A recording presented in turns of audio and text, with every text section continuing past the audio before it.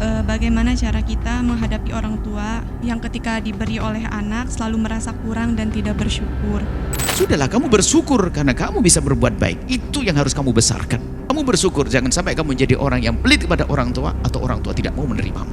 Adapun masalah kurang, barangkali sedikit akhlak orang tua. Ya kalau orang tua kurang, ya bercita-citalah, ya Allah, ibuku kurang terus aku kasih. Berikan aku kecukupan untuk bisa memenuhi kebutuhan orang tua. Selesai.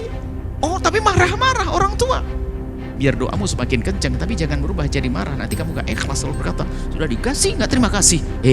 Ibumu tidak pernah berkata begitu kepadamu waktu nyusui.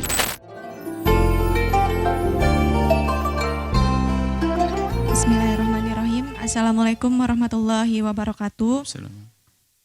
Allahumma sholli ala sayyidina Muhammad wa ala ali sayyidina Muhammad. Semoga Buya Yahya dan keluarga selalu dalam lindungan Allah Subhanahu wa taala. Amin ya rabbal alamin. Buya izin bertanya, bagaimana cara kita menghadapi orang tua yang ketika diberi oleh anak selalu merasa kurang dan tidak bersyukur. Padahal anaknya itu perempuan dan seorang istri. Dia tidak bekerja, penghasilannya itu dari suami. Dan sebelum memberi kepada ibu perempuan juga, si perempuan tersebut sudah konfirmasi kepada suaminya dan suaminya hanya mengizinkan memberi segitu, Buya. Tapi orang tua perempuan tersebut selalu marah-marah dan orang tua tersebut selalu menganggap anaknya pelit, Buya. Sedangkan bukan pelit, tapi memang keadaannya cukupnya hanya seperti itu. Bagaimana solusinya, Buya? Terima kasih sebelumnya. Wassalamualaikum warahmatullahi wabarakatuh. Waalaikumsalam. Kabar gembira kepada semua anak. Bersyukurlah Anda jika ternyata Anda menemukan orang tua Anda mau dengan Anda. Mau dirawat oleh Anda, mau dengan pemberian Anda. Akan tapi akan menjadi musibah kalau orang tua sudah tidak mau. Aku tidak mau dengan kau.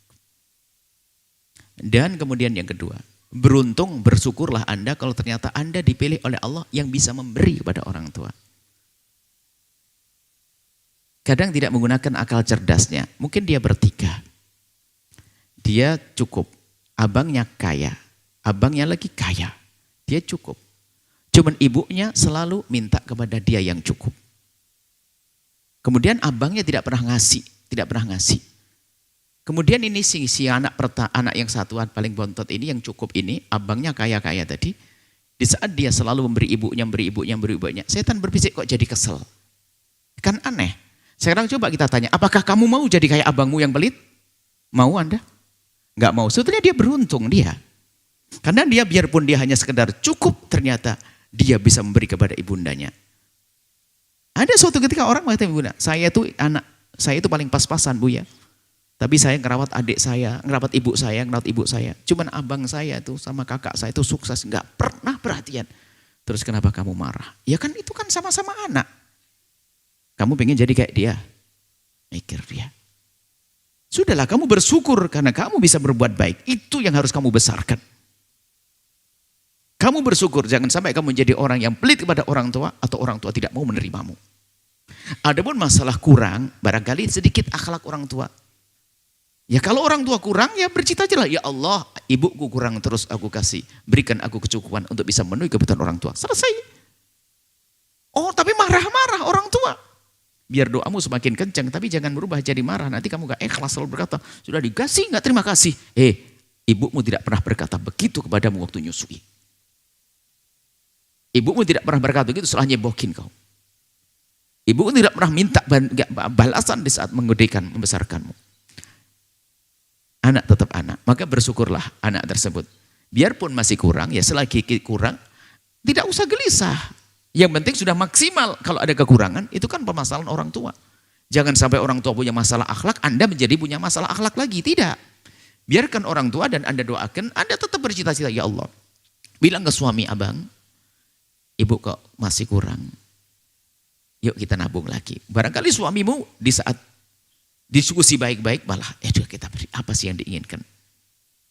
Biarpun rata-rata kebanyakan seorang ibu itu hampir susah mengambil sesuatu dari anaknya. Kalau diberi oleh anaknya buat modal saja nak, biasanya ibu itu begitu.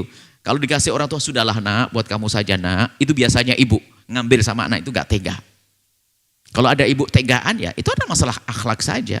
Mungkin ada sesuatu yang lain, mungkin mikirkan adiknya lagi dan sebagainya. Mungkin wallah alam. Jangan suudzon juga kepada ibunda. Atau mungkin ibundamu itu punya utang banyak yang Anda tidak tahu untuk nyukelahkan kamu.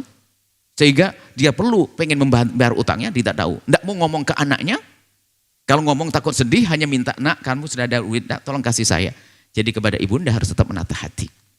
Kalaupun seandainya ternyata ibunya pemboros, ya, dihambur-hamburin duit dan sebagainya, dikasihkan sana, kasihkan sini, kasihkan sana, kasihkan sini, masih dikasihkan. Yang penting bukan untuk maksiat. Tapi saya kan habis duit terus.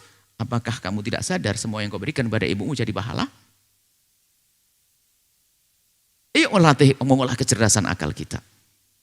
Jangan gampang gelisah, ya, seperti itu. Kalau sudah kita tidak mampu, ya sudah, mentok. Semampu kita semaju, jangan dipaksain, lalu mencuri, lalu korupsi, lalu ngambil diam-diam ke suami. Enggak boleh. Tidak mampu umi, mohon maaf saya belum ada umi. Kenapa kau tidak ada? Sudah biarkan. Semakin gede pahalamu. Jangan marah dengan ibunda. Jangan suudzon setelah itu dengan ibunda. Kecuali terang-terangan, habis dikasih duit langsung beli minuman keras, mabuk. Habis dikasih judi, nah itu jangan, itu lain ceritanya. Nah, ini beda, ini kan hanya diberi, kita tidak tahu dipakai apa, karena bisa jadi itu adalah waktu kita sekolah dulu telah menghabiskan banyak, yang ibunda kita belum bisa membayarnya. Harapannya bisa membayar dari tenaganya, ternyata beliau semakin ringkih, semakin lemah, sehingga tidak bisa membayar, hanya bisa berkata kepada anaknya yang sudah sekolah, kena, kalau ada uang kasih ke umi untuk bayar utang, mungkin. Dan mungkin sampai mati pun dia sudah berjanji, tidak akan aku ceritakan kepada anakku. Ayo, masih banyak kemungkinan untuk menata hati, wahai anak. Ibumu adalah ibumu, ayahmu adalah ayahmu. Jangan berubah hati. Tata hati. Semoga kita menjadi anak-anak yang bisa berbakti yang sesungguhnya kepada orang tua. Dan semoga anak-anak kita menjadi anak-anak bisa benar berbakti pada kita. Karena Allah. Sehingga kita dengan orang tua, kita dengan anak-anak kelak bertemu di surga bersama baginda Nabi sallallahu alaihi wasallam. Wallahu a'lam bishawab. Sahabat Al-Bahjah TV, setelah menyaksikan video ini, jangan lupa bersolawat kepada baginda Nabi Muhammad. Shollu ala Nabi Muhammad. Allahumma sholli alaihi wa ala alihi wa sahbihi.